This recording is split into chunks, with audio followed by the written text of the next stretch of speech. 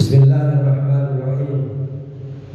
Alhamdulillahirabbil alamin wassalatu wassalamu ala Rasulillah Muhammad bin Abdullah wa ala alihi wa sahbihi ajma'in. Rabbana la ilma lana illa ma 'allamtana innaka 'antal 'alimul hakim. Rabbi shrah li sadri wa yassir li amri wahlul 'uqdatam min lisani yafqahu qawli. Amma ba'du. Yang kami hormati Ketua DKM Masjid Darussalam beserta para pengurusnya, para aparatur daerah, RT dan RW-nya yang hadir pada pagi hari ini, khususnya para panjenengan yang hadir duduk di dalam masjid ini. Semoga Allah Subhanahu wa taala selalu diberikan kesehatan lahir wal batin. Para donatur-donaturnya yang cinta untuk selalu memakmurkan masjidnya, semoga Allah murahkan rezekinya, sehat walafiat, yang menghibahkan, wakafkan pemikiran-pemikirannya untuk Masjid Darussalam ini. Amin ya rabbal alamin. Bismillahirrahmanirrahim. Qala musannif rahimahullahu taala wa nafa'ana bi ulumihi wa madana bi asrarihi wa bikum fid dharain. Amin. Alhamdulillah, pagi hari ini kita masih dipertemukan oleh Allah dalam keadaan iman dan Islam. Semoga nikmat ini selalu Allah tambahkan, sehingga dalam hidup kita dan dalam diri kita selalu ada mutmainnah, ketenangan hidup. Bismillahirrahmanirrahim. Qala musannif rahimahullahu taala wa nafa'ana bi ulumihi wa madana bi asrarihi wa bikum fid dharain. Amin. Seperti biasa kita akan membaca maqalah nasihat yang disampaikan oleh ulama-ulama terdahulu. Wal maqalatu salisatu wal 'ishrun. Sekarang bab ketiga, maqalah yang ke-23. Datangnya nasihat ini Al-Hatimil Asam, dari namanya Hatim, punya julukan Al-Asam, tuli. Apakah benar Al-Hatim ini merupakan orang yang tuli? Radhiyallahu anhu, semoga Allah meridainya. Hatim Al-Asam ini nama aslinya adalah Abu Abdurrahman Hatim bin Alwan, wa yuqalu Hatim ibnu Yusuf. Ada yang mengatakan Hatim ini adalah putra daripada bapak Yusuf. Wa huwa min akabiri masyayikh Khurasan. Beliau termasuk para penggede pembesar ulama Khurasan. Wa kana tilmidah Syekh.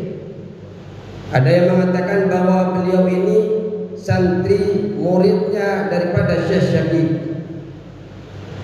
Pada suatu ketika, ruwiya annahu ja'a imra'atun, dikatakan pada suatu ketika seorang perempuan datang kepada Hatim Al-Asam ini. Fasa'alat Khatiman an masa'atin. Kemudian perempuan ini bertanya kepada Hatim dari suatu permasalahan. Fattafaqa, maka secara kebetulan annahu kharaja minha fi tilkal hali sautun, bahwasanya keluar daripada perempuan itu pada saat itu suatu suara.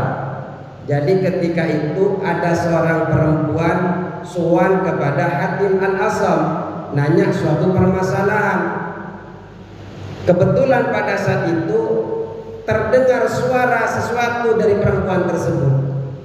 Lagi enak-enak duduk, tahu-tahu nah seperti itu Pak suaranya. Visualnya seperti itu. Fakhajalan, maka merasa malu. Nah, ya, karena suaranya kentut ternyata Pak. Ternyata perempuan itu kentut. Pada saat itu fakhajalan, malu. Terima kasih. Mantap. Panjenengan belum punya? Angkat-angkat. Yesus. Kemudian fakhajalat, malu perempuan ini. Faqala Hatimun, kemudian Hatim ini berkata kepada perempuan itu, irfa'i sautik, keraskan suaramu. Fa'ara min nafsi annahu asam, menampakkan Hatim ini kepada dari dirinya bahwasanya asammu, beliau Hatim ini tuli. Fasurratil mar'atu bidzalika, maka merasa gembira perempuan itu atas kejadian itu, bahwasanya Hatim ini dalam keadaan tuli. Wa qalat, dan perempuan ini berkata, innahu lam yasma' sauta, bahwasanya Hatim ini tidak mendengar pada kentut tersebut, pada suara tersebut. Fa ghalabu alaihi ismus samam, maka kemudian ismus samam ini memenangkan atas dirinya. Kemudian label lakop yang dilabelkan kepada beliau berupa tuli itu ternyata memenangkan karena beliau menjaga agar perempuan itu tidak malu. Beliau Hatim al-Asam ini Pak hidup sekitar abad ketiga Hijriah, sekitar 200 sekian Hijriah beliau ini. Hatim al-Asam ini Pak menjaga rasa malu itu, pura-pura tuli itu bukan sebentar, bukan 1 jam 2 jam, tapi beliau menjaga rasa malu itu sekitar 15 tahun. Jadi di kota itu Hatim al-Asam gara-gara satu kentut beliau pura-pura tuli selama 15 tahun. Padahal tidak malu, padahal tidak tuli Pak. Hanya saja kebetulan ada yang suan pada saat itu kentut. Nah ini kalau kita mau seperti Hatim, maka ini petaka Pak. Gara-gara satu orang bisa pura-pura tuli selama 15 tahun. Tapi bagi Hatim al-Asam tidak. Beliau pura-pura tuli. Biasanya kan kalau pura-pura tuli kan kalau ngobrol padahal sebenarnya tidak tuli. Kenapa? Agar menjaga marwah daripada perempuan itu selama perempuan itu ada. Karena kalau sampai tahu al-Asam ini tidak tuli, maka dia akan merasa malu. Ya, tapi sekarang kentut sepertinya sudah biasa sepertinya Pak. Banyak orang tahu-tahu tuh perempuan tuh sama teman seling balas tuh. Nah, itu kadang seperti itu. Enggak tahu kok bisa berubah seperti itu karena padahal dulu kentut itu suatu aib bagi seseorang. Kemudian Hatim al-Asam ini memberikan nasihat kepada kita. Ma min sabahin, ini adalah nasihat al-Asam agar setan itu lari dari kita. Karena kita tahu bahwasanya di pinggir kita itu selalu ada setan yang mengintip, yang selalu mencari celah agar kita keluar daripada Islam. Nasihat Hatim al-Asam, ma min sabahin, tidaklah datang waktu pagi, illa wa yaqulu syaitanu li, kecuali syaitan berkata kepadaku. Jadi setiap pagi didatengin setan yang namanya Hatim al-Asam ini. Apa yang ditanya, apa yang dikatakan oleh setan? Ma ta'kulu wa ma talbisu wa aina taskunu. Apa yang akan kamu makan? Apa yang akan engkau pakai? Di mana engkau akan tinggal? Ini terus ditanya oleh setan. Fa'akulu lahu, kemudian saya berkata, kata Hatim kepada setan tersebut, akulul mauta, saya makan mati, saya akan memakan mati. Lah kok bisa memakan mati? Ternyata ditafsirkan, disyarih oleh Syekh Nawawi, yang dimaksud dengan memakan mati adalah adzuku miraratal mauti. Adzuku, saya akan merasakan miraratal mauti, pahitnya, ketirnya kematian. Jadi kalau ditanya pagi hari oleh setan, kamu akan makan apa? Saya akan mati. Kenapa mengatakan saya akan mati? Karena saya akan merasakan bagaimana ketir pahitnya kematian. kematian. Wa albasul kafna, dan saya akan memakai kafan. Ya, kalau wafat itu kan kita dipakaikan sama Ustaz Husni itu, kalau masih ada beliau dipakaikan kain putih. Nah itu yang disebut dengan kain kafan. Wa askunul qabr, dan saya akan tinggal di dalam kubur. Fayakhrubu aisyatan bidurra, fayakhrubu, kemudian setan itu lari, kabur minni, dari saya. Nah ternyata setan ketika diberikan jawaban seperti itu, kita sering pagi kita selalu bertanya-tanya mau makan apa, tapi jawaban kita selalu kalau nggak soto, nasi uduk, nasi padang, apa? Soto apa biasanya? Kok soto apa? Mie padang pagi. Selalu ditanya makan apa, kita jawabannya seperti itu dalam pikiran. Istri selalu menjawab seperti itu, uduk, pecel dan sebagainya. Tapi kalau Hatim An-Asam, dia lebih dalam menjawabnya, saya akan makan kematian. Kenapa makan kematian? Karena kita akan merasakan pahitnya kematian. Dan ketika kita bertanya ke dalam diri kita, di mana apa yang akan kamu pakai, maka jawablah, yang kita pakai nanti insya Allah adalah kain kafan. Ketika ditanya di mana kamu akan tinggal, nah, kita kan sebagai manusia, ini yang sering apa yang akan kita pakai kalau tidak bermerek kadang menjadi masalah dalam diri kita. Seakan-akan marwah dalam kehidupan kita akan turun. Rumah kita sering tidak kita syukuri karena memandang yang lebih besar, yang lebih tinggi, yang lebih luar biasa daripada kita, yang lebih mewah daripada kita. Padahal sebenarnya nanti kita semua akan tinggal di dalam kubur. Wal maqalatur rabi'atu wal 'ishrun,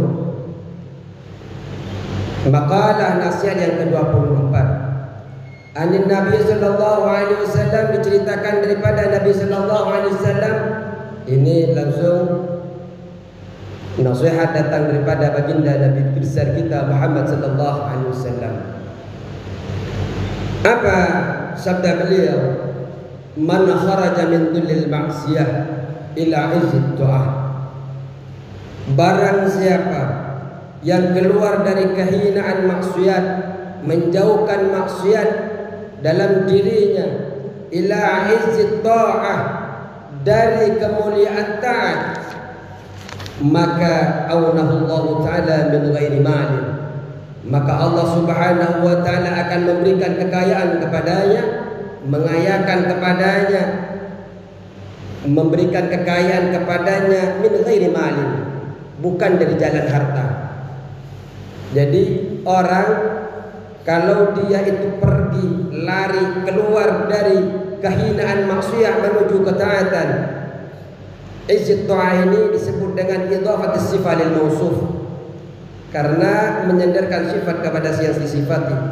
Yang dimaksud adalah man tarakal maksiyah, barang siapa yang meninggalkan maksiat, allati tusayyiru dalila, yang mana maksiat ini akan membuat anda hina, wa amila at-ta'at allati tusayyiruhu aziza, dan mengerjakan ketaatan yang akan menjadikan panjenengan mulia, fa'atahullahu ta'ala salasa sifatin mahmudatin. Kalau panjenengan meninggalkan maksiat menuju taat, maka Allah subhanahu wa ta'ala akan memberikan panjenengan 3 sifat yang dipuji, 3 sifat yang terpuji. Apa saja 3 sifat yang terpuji ini, Pak? Kalau kita membiasakan diri meninggalkan kehinaan maksiat menuju ketaatan, yang pertama adalah aghnahullahu ta'ala min ghairi malin, Allah memberikan kekayaan kepadanya tidak dengan jalan harta. Bagaimana caranya Allah mengayakan kita? Yufiquhu bal bisukuni qalbi, hartanya selalu diinfakkan, hartanya selalu dihabiskan, bal bisukunil qalbi, akan tetapi dia tenang hatinya, Pak. Orang yang bermaksiat mengeluarkan harta itu, Pak, terutama dalam kebaikan, itu biasanya tidak akan merasa nyaman, Pak. Takut merasa habis, khawatir merasa kurang dan sebagainya. Tapi kalau orang yang biasa menjauhkan diri dari kehinaan maksiat menuju ketaatan, Allah akan kayakan dirinya, tapi tidak dengan jalan harta. Dengan jalan apa? Dengan Allah berikan ketentraman dalam hatinya. Wa ayyadahu min ghairi jundin. Kemudian Allah Subhanahu wa taala akan memberi kekuatan kepadanya. Allah akan memberikan kekuatan kepadanya tanpa tentara.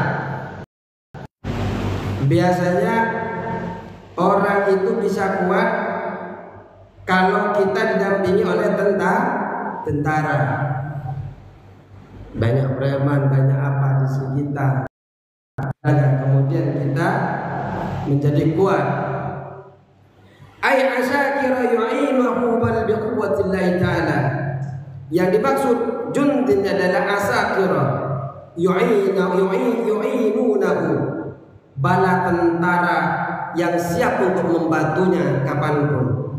Akan tetapi Allah tidak memberikan kekuatan kepadanya dengan tentara itu, bal biquwwatillahi ta'ala, akan tetapi Allah Subhanahu wa taala akan memberinya kekuatan dengan kekuatan Allah Subhanahu wa taala. Wa azzahu, dan akan menjadikannya min ghairi asiratin, menjadikannya perkasa. Allah itu nanti akan menjadikannya perkasa min ghairi asiratin, tidak dengan perkumpulan manusia. Kadang orang itu akan terasa hebat kalau di belakangnya ada orang-orang hebat, ada tokoh-tokoh besar, jaringannya banyak dan semacamnya. Akan tetapi Allah Subhanahu wa taala bagi orang yang sering yang meninggalkan maksiat menuju ketaatan kepada Allah Subhanahu wa taala, Allah akan menjadikan ia perkasa, ia mulia, bukan karena banyaknya orang di sisinya. Akan tetapi bal binasrillahi ta'ala, akan tetapi Allah memenangkan dia.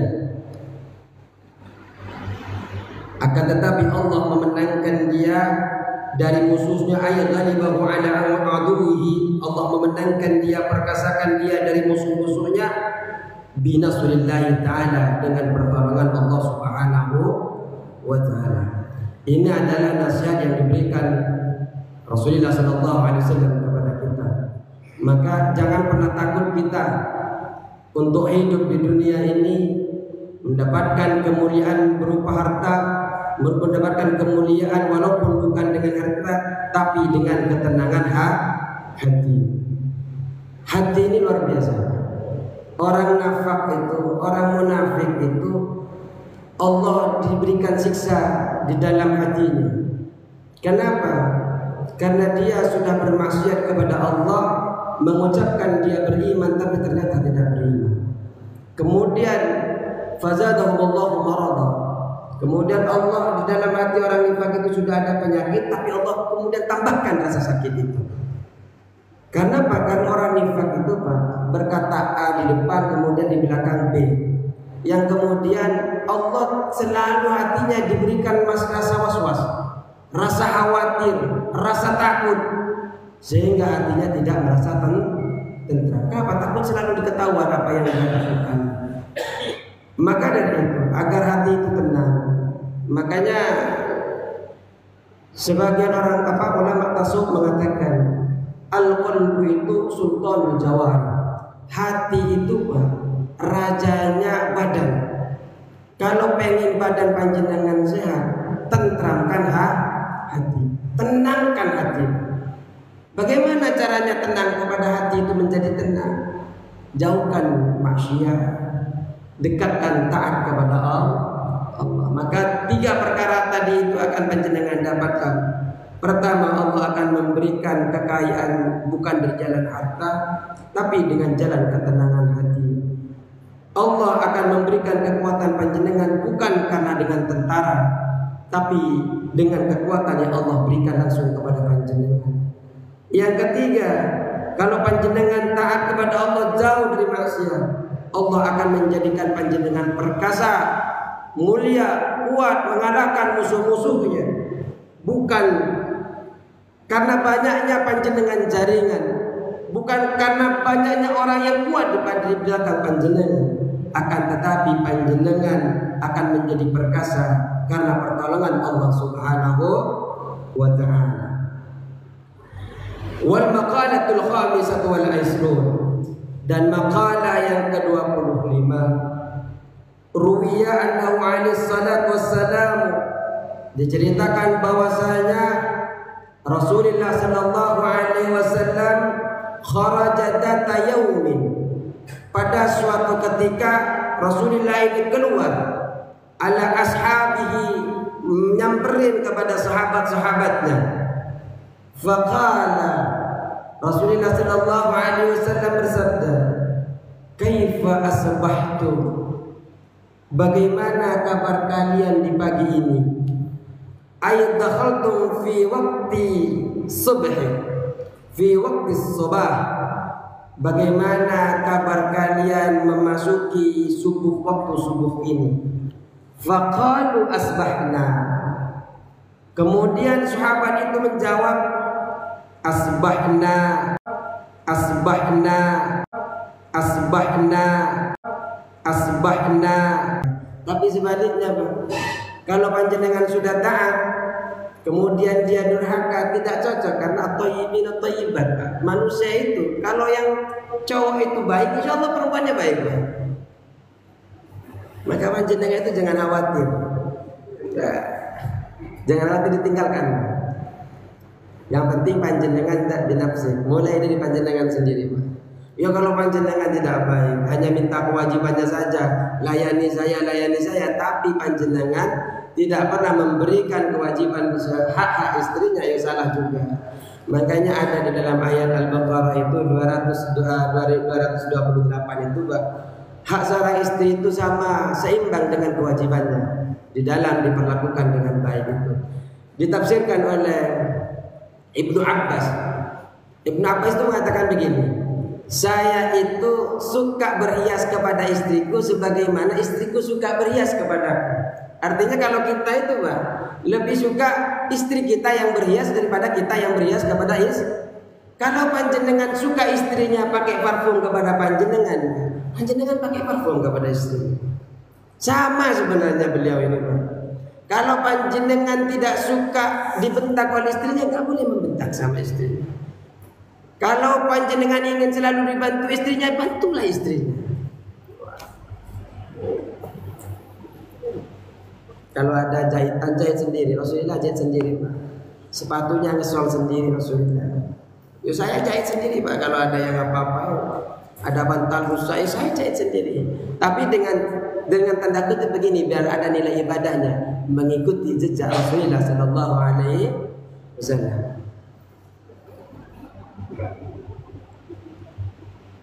Jadi ketika panjenengan ditanya sahabat oleh Rasulullah, apa tandanya panjenengan pagi ini, masuk pagi ini dalam keadaan iman? Kami sabar atas ujiannya Allah Subhanahu. Kalau panjenengan punya ujian, sabar. Insyaallah kalau panjenengan sabar termasuk orang yang beriman kepada Allah di pagi ini. Wa naskul 'ala raha, dan kami bersyukur atas kelapangan hidup, al-ittisa' fil ma'isyah, yaitu mendapat kelapangan dalam kehidupan. Saya bersyukur alhamdulillah, walaupun masih belum berangkat kerja karena hari ini pagi ini adalah hari Minggu. Alhamdulillah pagi ini sudah keluar biskuit dan minuman. Tanpa susah-susah panjenengan dibuatkan kopi oleh istrinya, Pak. Ini rasa syukur panjenengan ini disyukuri ini, Pak. Siapa tahu dengan rasa syukur itu yang tadinya cuma 4 itu jadi 6 nanti. La in syakartum la'azidannakum wa la in kafartum inna adzabi syadid. Itu terbukti kepada kami, Pak. Minggu kemarin itu ketika ngisi Fathul Qorib di sini, kami bersyukur. Alhamdulillah. ada biskuit. Ternyata langsung datang 1 dus ke motor saya. Dari asalnya cuma dikasih 1 bungkus, kita disiapin di sini. Ternyata dari corner itu, dari pojok itu keluar 1 dus. Nah, ini contoh kecil lah. Syakartum lazidannakum wa la in kafartum inna adzabi lasyadid. Itu syukur kepada Allah. Kalau enggak syukur, apa? Ya gimana enggak syukur? Di rumah harus nyuruh istri, enggak minta tolong sama istri, minimal panjenengan buat kopi itu kan harus buat sendiri, Pak. Hanya dengan duduk saja di sini ngantuk-ngantuk kan sudah dibuatin kopi oleh imam kita. Ya jenengan sudah disuruh jadi imam, mesti suruh buatin kopi. Wa narda bil qada. Dan kami rela dengan putusan Allah. Kalau panjenengan tidak rela, yang dimaksud rela dengan putusan Allah itu ay al-hukm ilahiyah fil a'yanil mawjudat, yaitu hukum ilahi dalam berbagai keadaan yang diadakan oleh Allah Subhanahu wa taala. Ala ma ya'ni min al-ahwal, yang Allah tentukan di keadaan sekeliling kita nih, Pak.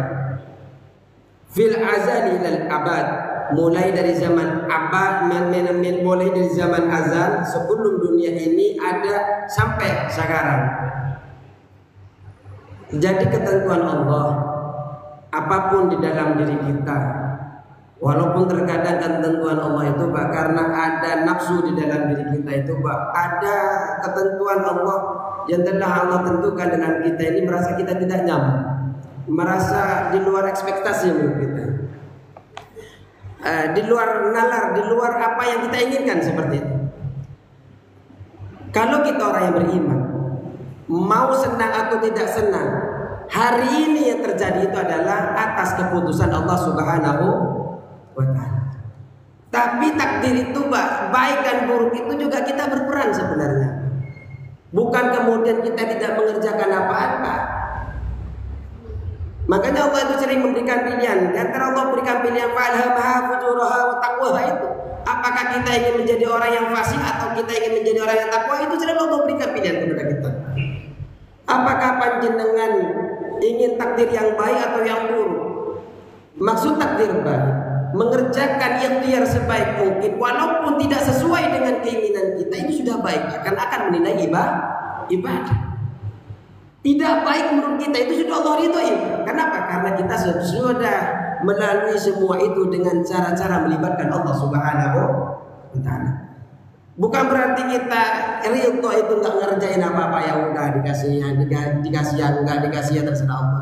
Ya enggak, Pak. Ikhtiar. Sujudnya masih seringkah?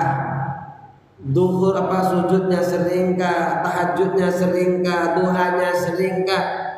Itu harus ditanya, Pak. Kalau belum itu jangan ngeluh, Pak. Jenengan ikhtiarnya belum optimal, belum maksimal. Kalau hanya pergi ke masjid udah doa di masjid itu belum, Pak. Tengah malam bangun di mana orang-orang lain sedang tidur. Jenengan zikir di mana orang lain senang dalam maisanya, dalam kasabnya, dia bercanda dengan teman-temannya, jenengan bercanda juga, tapi dalam hatinya selalu zikir, hatinya, qalbunya kepada Allah Subhanahu wa ta'ala. Sibukkan diri panjenengan. Kalau itu sudah dikerjakan, hasil apapun insya Allah kelak akan membuat panjenengan senang. Amin Allahumma amin. Faqala alaihi salatu wassalam, kemudian Rasulullah sallallahu alaihi wasallam mengatakan kepada sahabat, kalau panjenengan sudah sabar atas ujiannya Allah, bersyukur atas kelapangan yang Allah berikan hari ini, ridha terhadap seluruh qada yang ditentukan oleh Allah Subhanahu wa taala, kemudian Rasulullah sallallahu alaihi wasallam mengatakan, antumul mu'minuna haqqan, maka panjenengan ini termasuk mukmin yang benar, ai imanan mutabiqan lil waqi', yakni dengan iman yang cocok dengan buktinya. Artinya kita ini tidak hanya saya beriman. Karena saya sering katakan di dalam Al-Quran, dalam surah Al-Baqarah itu, Pak, Allah membagi manusia itu menjadi 3 golongan.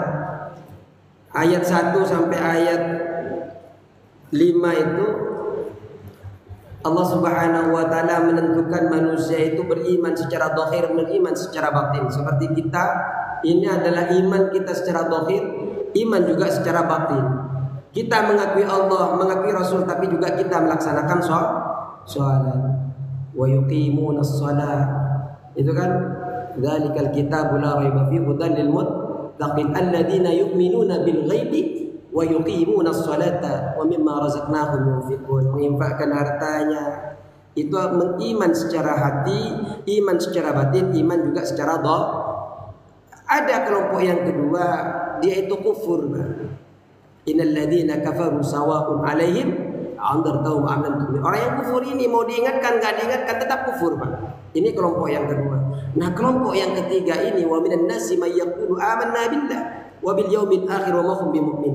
Dia mengatakan iman kepada Allah, tapi dia enggan untuk bermalas-malasan untuk melaksanakan perintahnya Allah. Ini yang disebut dengan nifaq, munafik. Maka kita ini ketika kita sudah ada di pagi ini 3 tanda tadi, ujian yang Allah berikan kita sabar. 3 tanda tadi kita ada di dalam diri kita.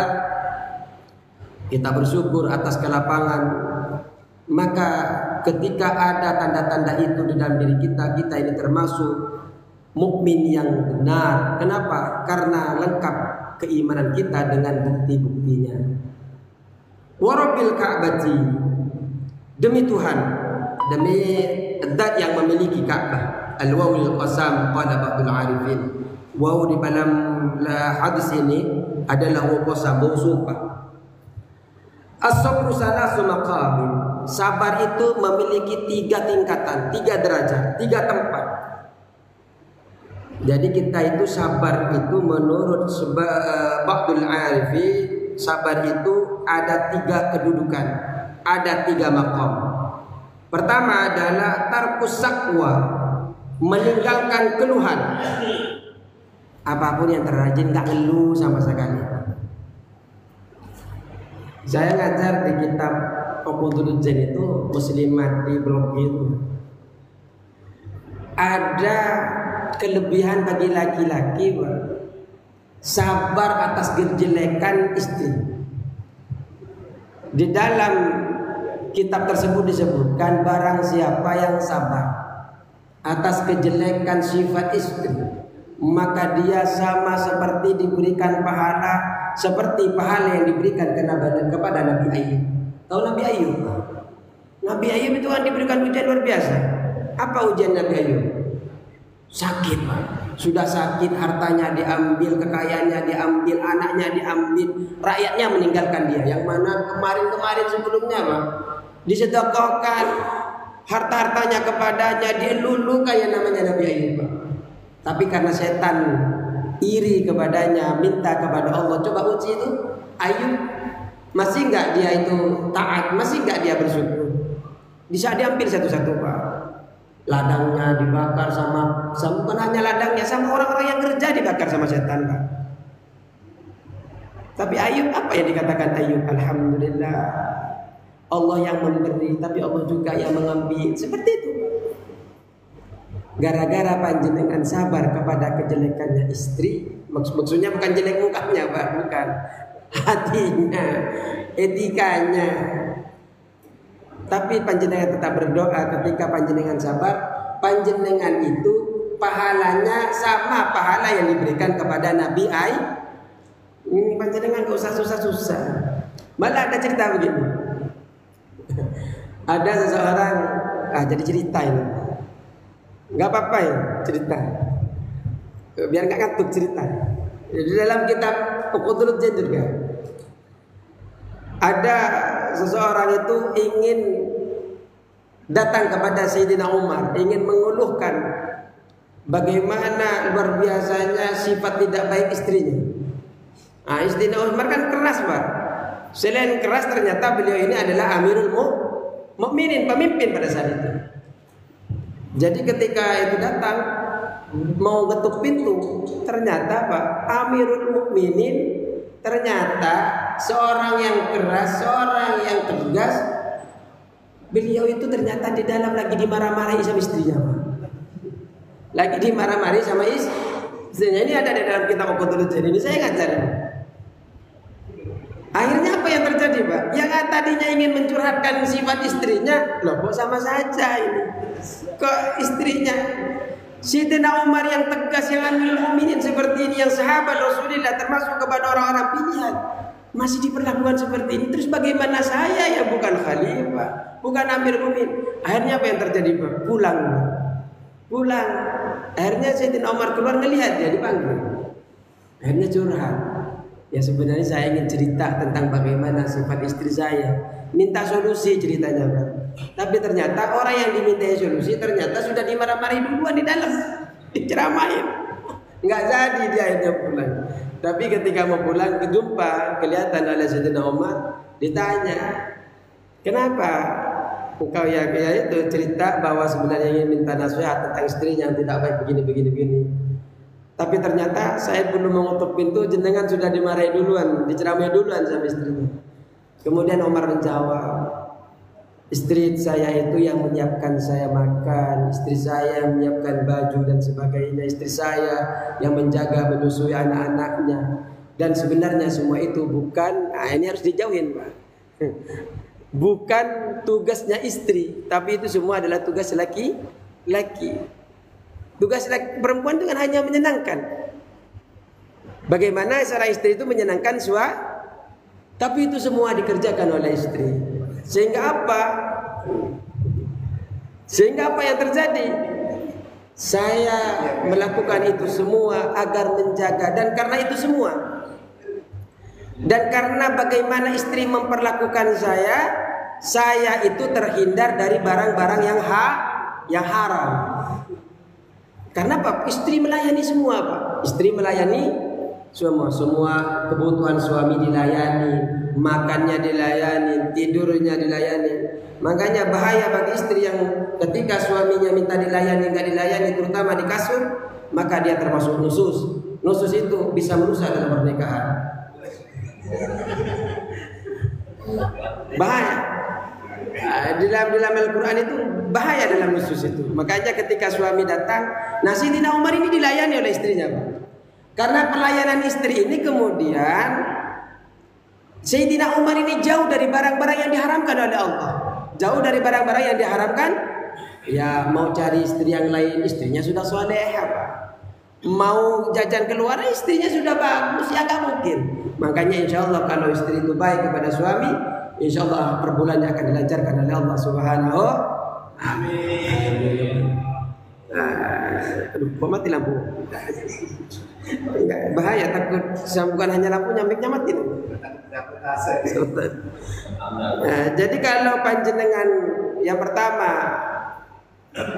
sabar, tingkat sabar adalah tarkus syakwa, meninggalkan keluhan. Nah ini Pak, darajatut tabi'in, derajatnya para tabi'in.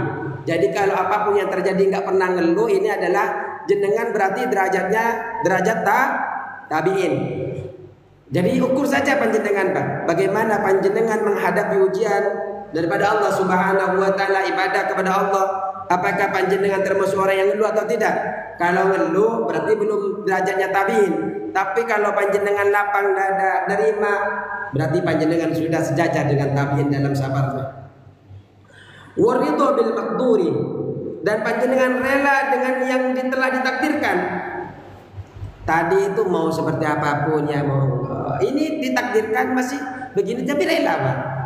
Nah, orang yang seperti itu derajatuz zahid, derajatnya para orang yang zahidin, orang yang mati zahid.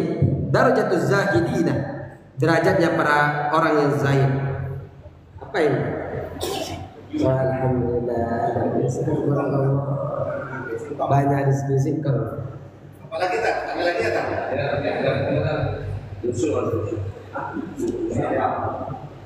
Yang ketiga, jadi kalau kita ridho dengan apa yang ditakdirkan Allah, kita ini sudah termasuk derajatnya orang sahih.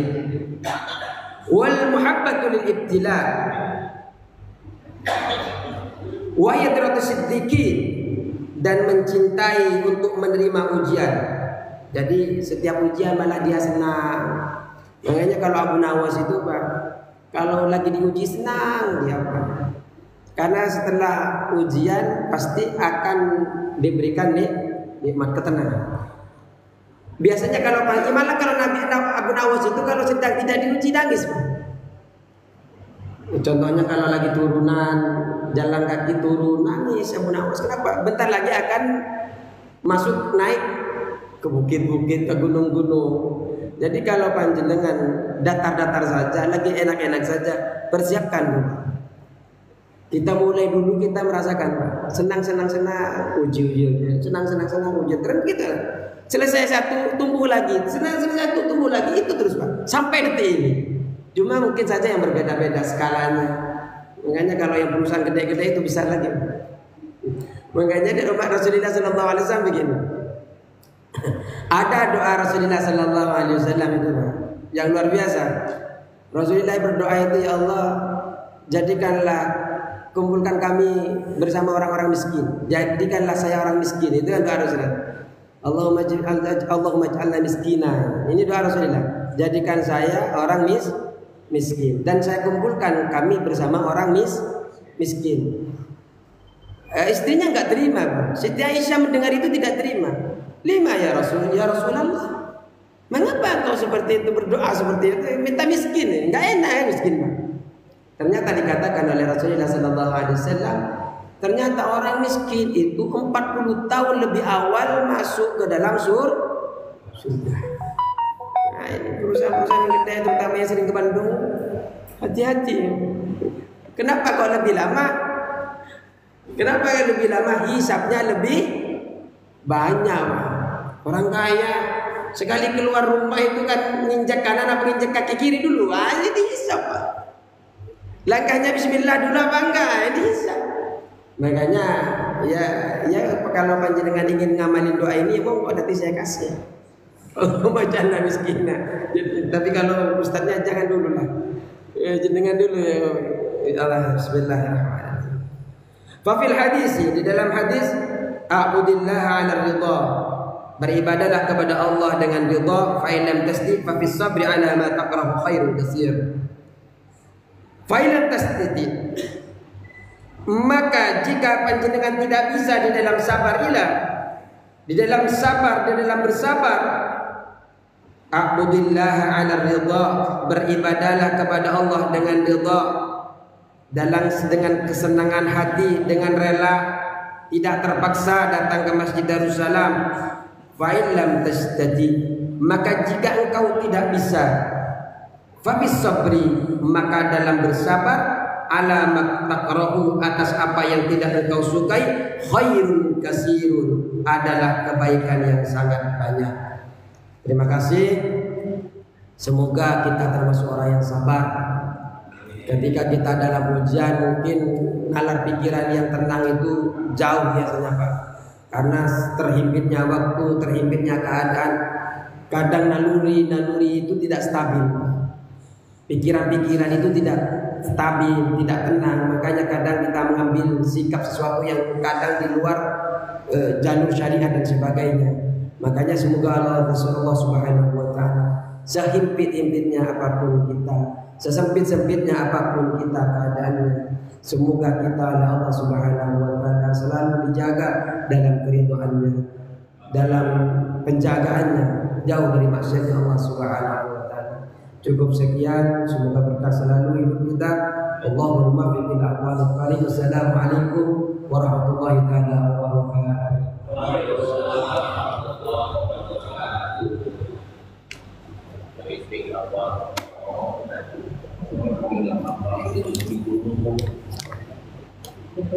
Jadi